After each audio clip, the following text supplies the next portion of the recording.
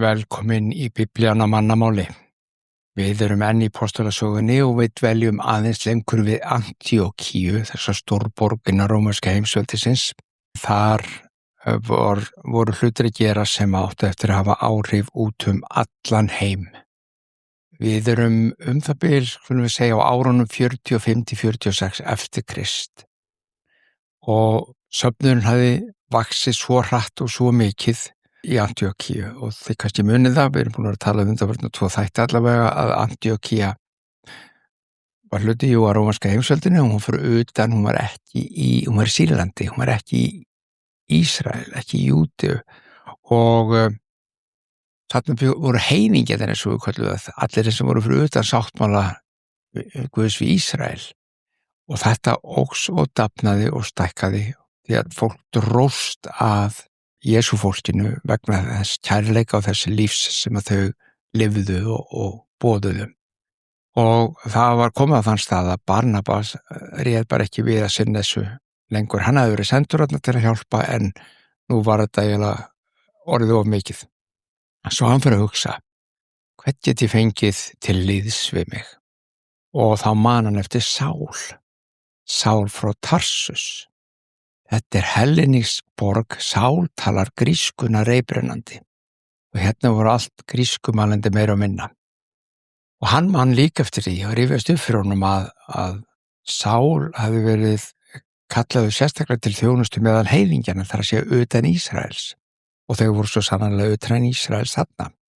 Svo að Barnabas heldur tafarlaust til Tarsus og leitar Sál uppi. Hann finnur hann og á lokum sannfærir hann að koma með sér til Antíókíu.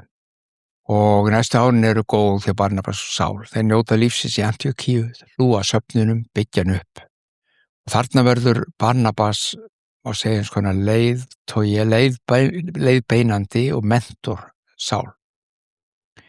Þeir bæta hvernig hann upp, þessi tveir. Barnabas eldri, vitrani, reynslumeiri, þekktur fyrir góðvild og vera uppörvari og uppörvandi, næmni, samkennd. Sál, alveg sérstaklega skarpgreindur, hann var mjög skarpgreindur maður, hafði óvenju djúpan skilning á hebresku ritningunum. Hebreska ritningin, það sem við kallum Gamla testamenti í dag. Sál þekkti það mjög vel, út og inn. Og eina Biblían sem að þessir menn og þessi hópar og þessar kirkju höfðu var náttúrulega bara Gamla testamenti. Þeir voru ekki með neitt Nýja testamenti. Það hafi ekki verið skrifað þarna eða gefið út eða nokkur hlut. Þeir voru að lifa í því sem síðar var Gamla testamenti. Allt sem að þeir eru að upplifa og ganga í gegnum, sjá Guð gera, kenna öðrum og reyna breytingarnir sínu eigin lífi og samfélaginu og í rómverska heimsveldinu. Það var það skráð síðar í það sem við höfum í dag sem Nýja testamentið. Þannig er þetta þeir eru bara lifandi bréf. Þeir eru bara gangandi bréf. Og þeir verða nánir samstarfsmenn þarna. Það er talið að Sál hafi hugsanlega búið hjá Símoni frá Kýrene þegar hann var í Antíókíu. Muni eftir hafi heyrt þetta nafn, Símon frá Kýrene. Það er maðurinn sem bar kross Jesú daginn sem hann var krossfestur. Sál er ungur maður og Símon og eiginkona hans eiga 2 syni, Rúfus og Alexandri og þau taka eiginlega Sál bara sem sinn 3. son og hlúa honum, leyfa honum vera hjá sér og hann finnur það kærleik og hlýju. Það er í Antíókíu sem að lærisveinar Jesú fólki eins og ég vil gjarnan kalla það, er í fyrsta sinn kallaði kristnir. Að vera kristinn og merkingin þetta sem þeim var gefið, einfallega fólk Krists. Kristnir voru bara fólk Krists, eða eins og ég segi, Jesú fólkið. Jesú fólki kallaði sig ekki sjálft kristið. Þau fundu ekki upp á því og notu aldrei þetta orð í byrjuninni. Og nafnið kom ekki frá gyðingum.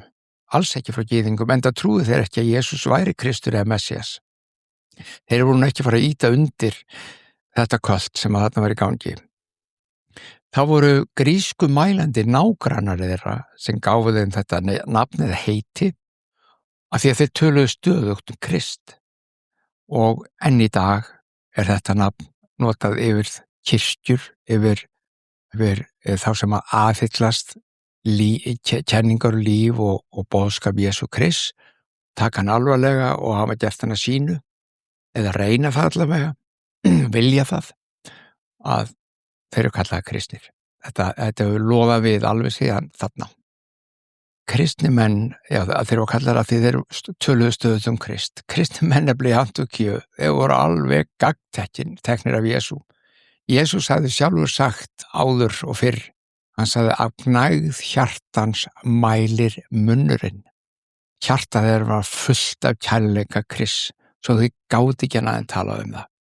Og þetta sjáum við enn í dag svolítið, kristni menn, jafnvel hér á landi, sem að taka trúna sinna alvarlega og brenna svolítið fyrir þetta í hjartunum, og hafa oft verið gagnrýndir, hvað alltaf að tala Jesú, hættu þessu Jesú tala alltaf, og þegar við segjum svona, þá það einfaldlega vegna sem við skiljum ekki alveg, það kannski pirrir okkur að sé að tala svo mikið Jesú, það allt handlugur, en við skiljum ekki hvað þau að ganga í gegnum, þau eru á þessu stað sem fólkið í Antíókíu var, bara full af einhverjum áhuga og löngun og Jesú bara hefur tekið hjarta þeirra, kærleika hans hefur verið útelt innra með þeim, þau gátu ekki hægt að tala það, þau gátu ekki hægt að tala Krist og urðu þess vegna kristnir, fólkið hans Jesú. Stundum var þessi hreyfing kirkjunar, kirkjunar kallað vegurinn. Nú við eigum kirkju samfélag hér á Íslandi sem búið að starfa í mörg ár og heitir vegurinn eftir nákvæmlega þessu. Þetta heiti sem fylgjendur Jesú notuðu sjálfir. Sko þeir kölluðu sig ekki kristna, þeir kölluðu sig frekar veginn, meðan Grikkirnir kölluðu þá hérna kristnu, en á hverju vegurinn vegna þess að þeir notuðu þetta þann hjálpræðisveg, lífsveg sem að hafði birst í Jesú Kristi sjálfum. Í Gamla testamentinu, í hebresku biblíunni, talar Guð mikið veg lífsins. Það að segja ákveðin veg í gegnum all lífið okkar sem heilbrigt og gott að fara og mikilvægt að læra að feta vegna þess að það vegur til hjálpræðis, það vegur til lífs, það vegur til hamingju, það vegur sem gefur blessun inn í okkar líf persónulega, inn í fjölskyldu okkar og ef við látum, ef það nær út fyrir þá inn í samfélagið okkar allt. Þetta var hjálpræðisvegurinn eða lífsvegurinn. Mikið talað það í Gamla testamentinu og þarna taka þeir gyðingarnir og aðrir sem fylgja síðan í Jesú og svo henni grísk eða heiðin kristnu, þeir notuðu þetta gjarnan. Í Palestínu, þar að segja í það sem við kallum Ísrael í dag, þar voru þeir ekki kallaðir endilega vegurinn eða þeir sjálfir gerðu það kannski en í aðri gyðingar kalluðu Nasareana. Af hverju? Ég held að það sé nokkuð augljóst af því þeir fylgdu Jesú frá Nasaret. Þannig að nú höfum við þessar skilgreiningar allar, þetta allt orð sem ennþá eru notuð í dag reyndar. Nú, þjónusta Barnabasar og Sáls í Antíókíu var ríkulega ávöxt og smátt voru fleiri sem kom inn í hópinn og sýndu sig sem mjög sterk leiðtogefni, vissu hvað voru að gera og gátu hjálpa til í starfinu. Þetta var mikið starfórið og þar ber að nefna sérstaklega tvo, Lúkas nokkurn og Títus. Títus var síðar samstarfsmaður postulana eða postulegur samstarfsmaður en hann fekk samt tækifæri að hann var ekki leyst upp bara 1, 2 og 3, hann fekk tækifæri til að þroskast í söfnuðinum í Antíókíu. Þetta svolítið mikilvægt reynda. Lúkas líka, hann var svona farandlæknir af heiðnum uppruna og starfaði meðal hans í Tróas og Filippi og sumir fræðimenn telja að Títus hafi verið bróðir Lúkasar. En þetta hafi verið ekki hent út í djúpulina strax að fá aðstoðun í hjálpunum.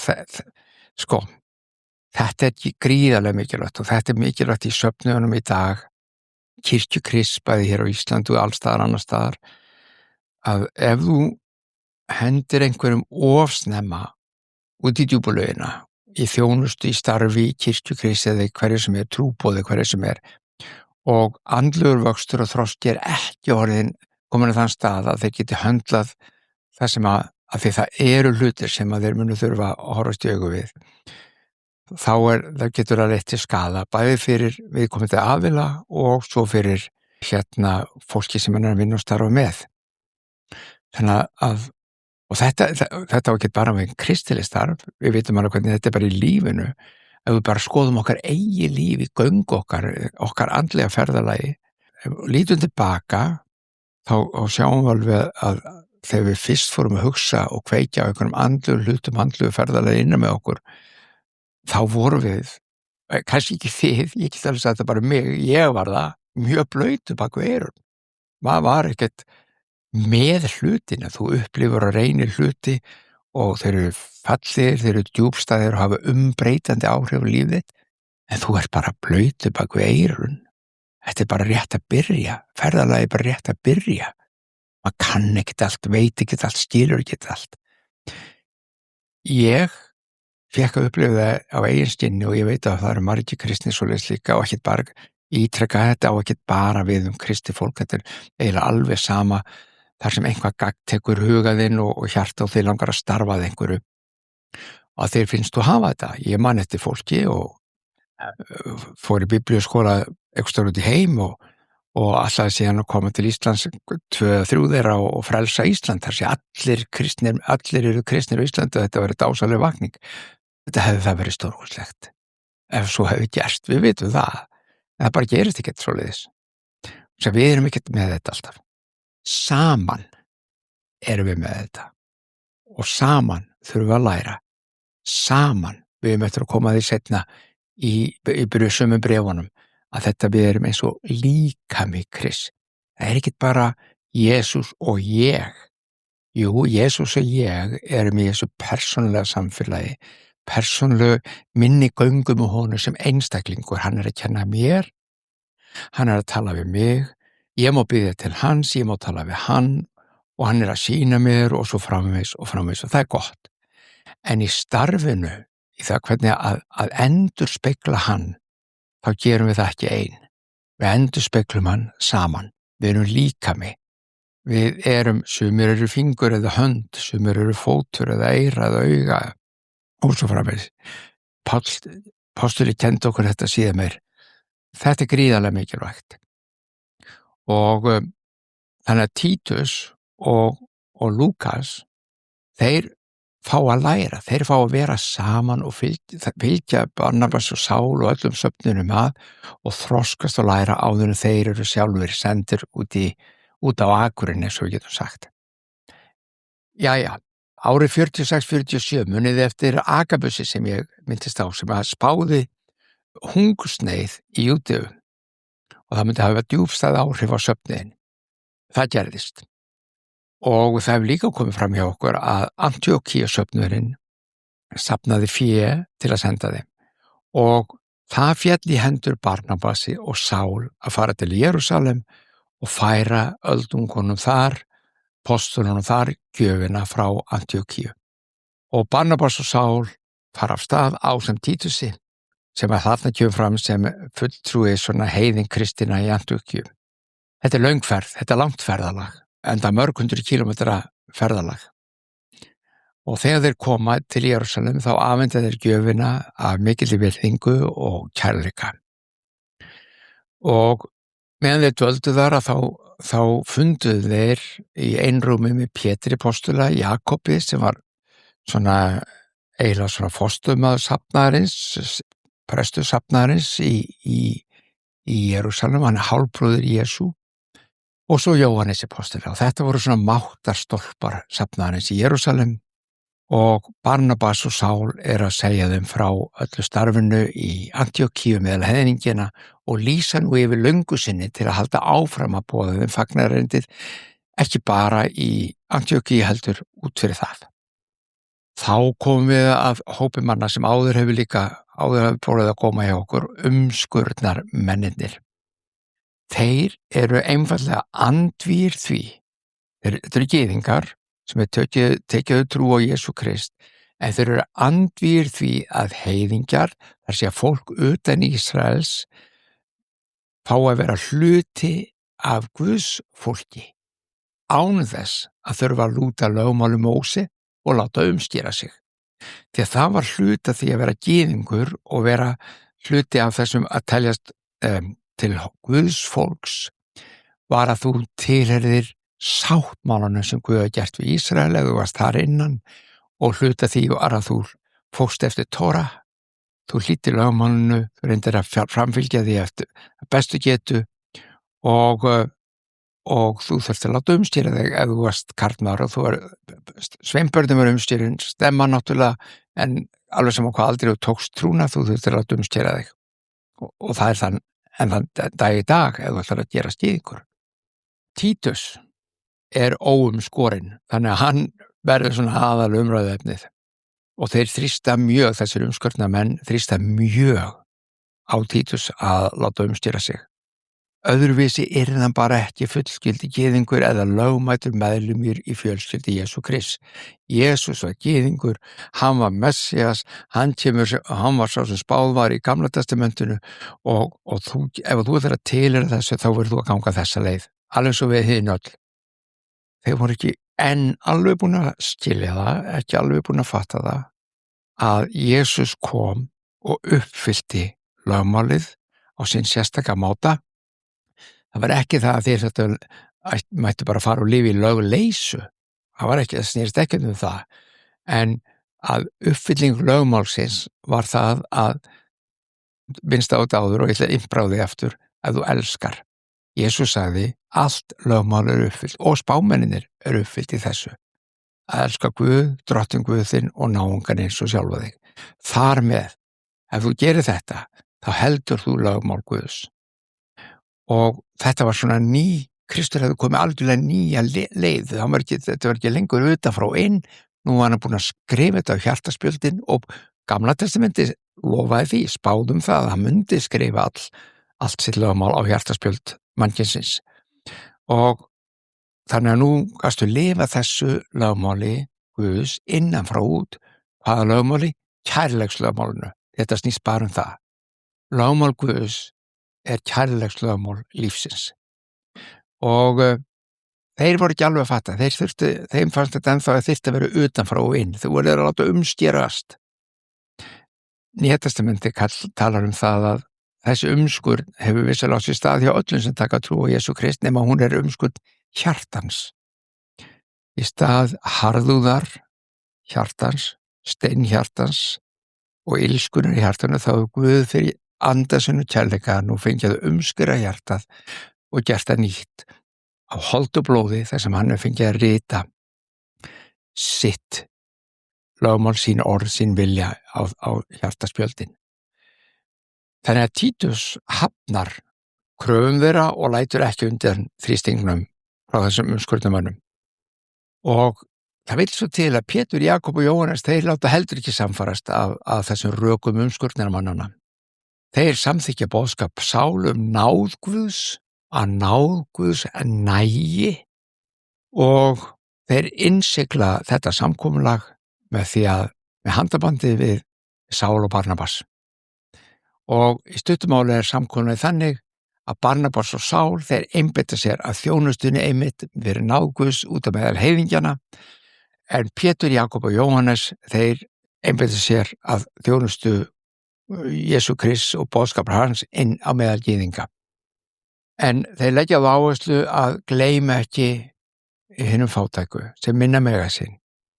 Muna eftir fátækum trúuðum í Jerúsalem. Og þetta var á hjarta þeirra hvað sem þannig að þeir eru alveg til í það, þetta var ekki vandamál fyrir þá.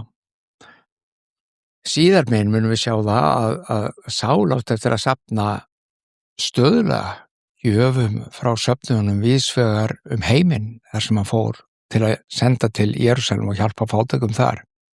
En þegar Sál og Barnabas og Títus kom aftur til Antíókíu, þá taka þeir með sér til Antíókíu ungan frænda Barnabasar. Hann héti Jóhannes Markus og hann verður aðstofamaður þeirra í þessari þjónustu sem framöndan er. Jæja, nú framundur sögunni hratt og nú fara stóru hlutir að gerast. Ekki það að þetta hafi verið neina smá hlutir sem voru að gerast hingað til, en það er bylting sem átti eftir að breiðast út allt. Og það gerist á bænasamkomu vorið 47 eftir Krist. Kringum það tímabil. Söfnurinn í Antíókíu er nú 6 ára gamall og það er boðað til bænasamkomu. Þar koma saman 5 spámenn og kennarar. Tölum við spámennina aðeins síðast, kennarar sem eru fræða úr Guðs orði. Þessi menn voru á ólíkum þjóðurnum og frá mjög mismunandi menningarheimum. En þeir koma saman til að biðja í Antíókíu. Þeir fasta og þjóna Drottni saman. Fasta, svo við áttum okkur á því að fösturnar, og þið vitið þetta flest sem hafa einhver skoðað föstuna, að það að fasta með að biðja eða leita Drottins með eitthvað hluti. Fasta, þú getur fastað á mat alveg, verið bara á drykk, og svo framist alls konar mismunandi föstur til, en fastan aldrei til þess að snúa upp á höndina á Guði. Guð er ekkert, það er ekki, hann er ekki trifnið, sjáðu hann að fasta svo mikið fyrir mig og nú ætla ég að gera þetta fyrir hann. Nei, fastan er fyrir þig. Þegar við losum okkur við það sull sem oft kemur með fæðin okkar inn í blóðstreymið okkar, og þá verðum við næmari, við verðum skýrari í kollinum og skýrari í anda okkar. Þannig að fastan er fyrst og fremst að ég tel fyrir okkur frammi fyrir Guði til þess að okkar samband, okkar næmni fyrir honum, það sem hann vil segja, að við heyrum betur, við sjáum betur, við skynjum betur og getum þess vegna framgengið í því. Það er allavega mín sýn á það. En hvaða 5 menn voru þetta? Símeon okkur, kallaður Níger eða hinn dökki, Lúkíus frá Kýrenu, Manaen, hann var aðalsmaður frá Palestínu og hann var líklega fóstbróðir Heródesar Antipasar. Svo var það Barnabas frá Kýpur og Sál frá Kilíku, þessi 2 sem við erum búin að ræða um. Og það sem þeir eru samankomnir og fasta og biðja og leita Drottins hvað að gera næst, hvert er framhaldið. Þeir þurfti ekki að hafa mikla áhyggjur sem var að gerast í Antíókíu, þar var alltaf fleygiferð. En hvað að gera? Eigum að fara út fyrir Antíókíu, hvernig höldum við starfi Jesú Krist? Hvernig höldum við áfram að boða Guðs ríkið út fyrir Ísrael, út fyrir Palestínu, út fyrir Antíókíu, út í allt rómverska heimsveldið, út á meðal þjóðana.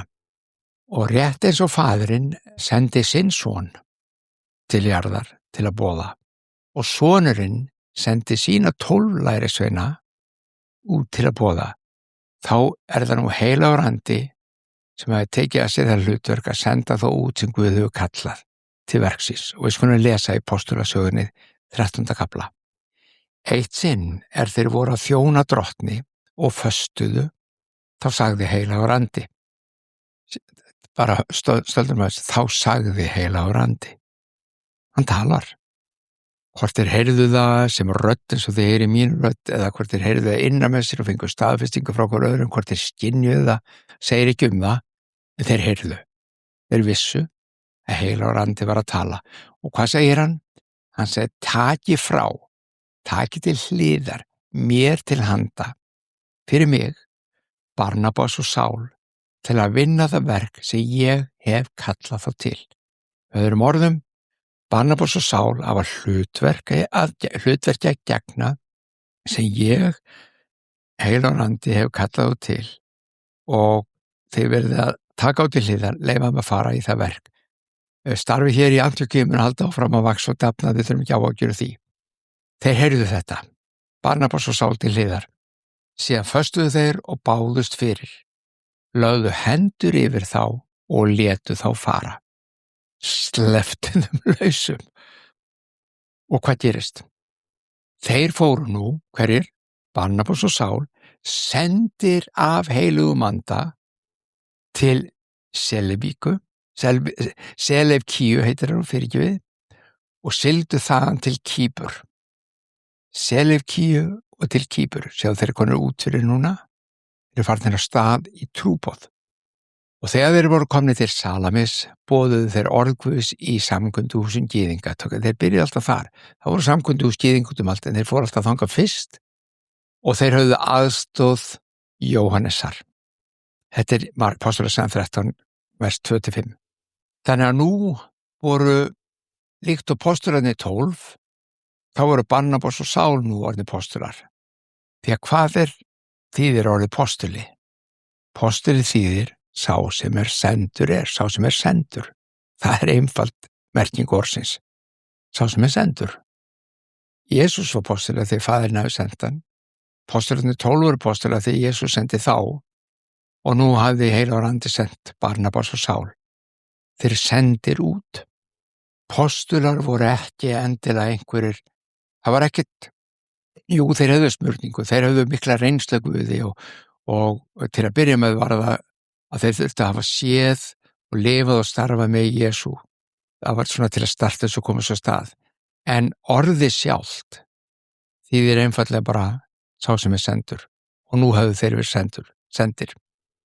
Og það var búið undirbúið á í langan tíma, en myndast á það áðan að þú sendir ekki menn eða konur til starfa í svona nema eftir góðan undirbúning. Þess vegna sjáum út um allan heim ef að fólk að senda hóp frá sér í eitthvað svona trúboð eða hjálparstarf eða að byggja upp söfnið eða aðstoða, þá mjög oft sem þeir fari gegnum heilu skólana. Þess vegna eru við með skóla í dag fyrir þá sem að starfa til dæmis í þjóðkirkjunni okkar. Prestarnir þar, þeir þurfa að fara í gegnum langt nám. Sumir fetta fingur út í það, þetta sé bara akademískt nám. Gott við, það er ekki okkar að fetta fingur út í það hér. Það var ekki akademískt nám þarna, en það í dag. Það undirbúningur. Þú undirbýrð þitt fólk vel. Sumir með biblíuskóla. Þú getur með 1 árs biblíuskóla, 2 ára biblíuskóla, lengri biblíuskóla, námskeið og ég veit ekki hvað og hvað er ekki í boði. Til hvers? Til að undirbúa, til að kenna og þjálfa fólk.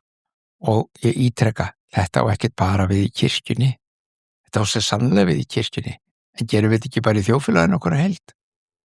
Við ætlum að undirbúa eitthvað til þess að vera læknir, við ætlum að undirbúa eitthvað til þess að starfa í velferðarkerfinu, hvar sem hvort svona hjúkrunarfræðingar, læknar eða sjúkraþjálfar, allt þetta krefst þetta undirbúnings. Þetta mikilvægt starf. Við höfum margra áranám oft fyrir fólk. Í kirkjunni þetta líka mikilvægt. Af því þetta bæði þitt persónulega ferðalag sem skiptir máli, að þú sért undirbúin og líka bara að þú getur tekið á og lifað í gegnum það sem gerist því það ofta átök í gangi. Það oft hlutir sem gerast og þú veist að vístum og innsæi og þekkingu og svo framvegis. En fyrst og fremst, númer 1, númer 2 og númer 3 í kirkju Krists þarf að hafa anda Guðs. Takt eftir, Barnabas og Sál höfðu fengið margra ára þjálfun. En þegar andi Guðs sagði takið á frá, setið til hliðar og hann fyllti þá alveg sérstakur smörningu, það fyrir anda Guðs sem hlutinni gerast. Þannig að þetta helst í hendur. Það ekki annarkvort eða. Og það, ég geta sagt þér það, sko, það gengur ekki bara þjálfunin ef andi Guðs ekki með. Þá förum við í gegnum bara ritualiði, í gegnum, þá þetta bara svona verk, þá þetta bara svona professional eitthvað. Við erum ekki að tala það. Ekki kirkju Krists.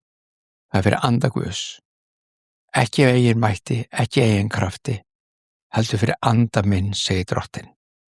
Við þú og ég, og Biblían kennir okkur svo skýrt, og Jesús sagði þetta aftur og aftur, án mín getiði ekkert gert. Þið getið, þá meinar hann náttúrulega að þið getið ekki unnið í mínu ríki mitt starf til að ná þeim árangri sem við viljum, að það komi andleg vakning og opinberun og skilningur á því hver Guð án míns anda. Það er erfitt að gera það án hans, það er ekki hægt. En þetta helst í hendur og Barnabas og Sál höfðu fengið hvortveggja. Þeir höfðu fengið þjálfunina og þeir höfðu fengið úthellingu andas í hjarta sitt og þau fóru af stað í krafti heilags anda. Þeir sendu það út. Hvað voru þeir að fara að gera? Að boða fagnaðarerindið ríkið. Jesús hafði sagt, boða fagnaðarerindið ríki Guðs á jörð. Stórkostlegur sannleikur, stórkostlegur boðskapur sem Kristur lifði og starfaði fyrir og dó fyrir. Já, elsku vinir, látum staðarnumið hér, höldum áfram bara á föstudaginn og nú ætlum við að biðja fyrir þau sem að vilja og geta. Faðir vor, þú sem ert á himnum, helgist þitt nafn, tilkomið þitt ríki, verði þinn vilji svo á jörðu sem á himni. Gef oss í dag vort daglegt brauð, fyrirgef oss vorar skuldir, svo sem við og fyrirgefum vorum skuldinautum. Eigi leið þú oss í freistni, heldur frelsa oss frá illu, því þitt ríkið, mátturinn og dýrðin að eilífu. Amen.